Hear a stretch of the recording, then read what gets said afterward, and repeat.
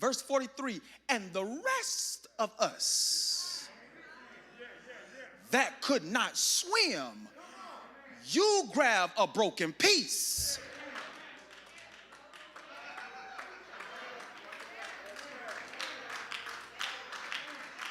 Y'all know why we have the Divine Nine and these fraternities and sororities for Black and African American students?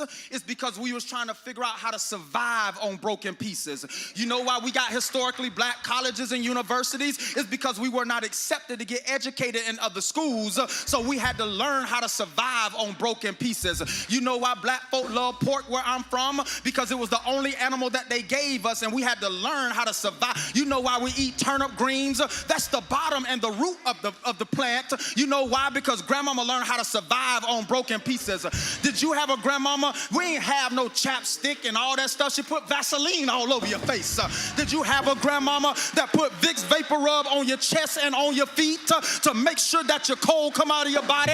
Have you ever had to drink some of that nasty stuff that you're getting that castor oil in your system to make sure you flush everything out? It's because we learned how to survive on broken pieces. I lived in the projects where we ran the cable wire from my house to my neighbor's house, and we watched wherever she watched, but we survived on broken pieces. We didn't have nothing but Kool-Aid and water and a little bit of sugar, and we made red flavored Kool-Aid because we learned how to survive on broken pieces. Is there anybody that's ever had a mayonnaise sandwich?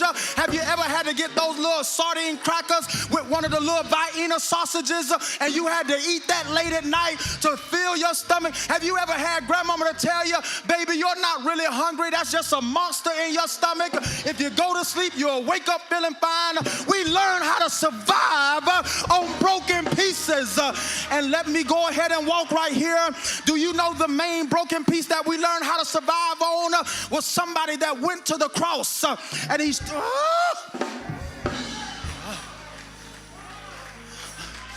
I gotta go right here. But the last piece that got us from the sandbar onto the land was the one that people doubted him. People didn't think he was the King of Kings. People looked at him because his skin tone was darker than most people want to give credit to. His hair was knotty and dreaded up. His eyes were bloodshot red. His lips was a dark color. Do you know who I'm talking about? The last piece that we learned how to survive on was the piece that they stretched him wide. They hung him high. He dropped his head and then he died. But that's not how the story ends. 3 days later, he rose again. Is there anybody that can celebrate that the broken piece we survived on is Jesus Christ of Nazareth?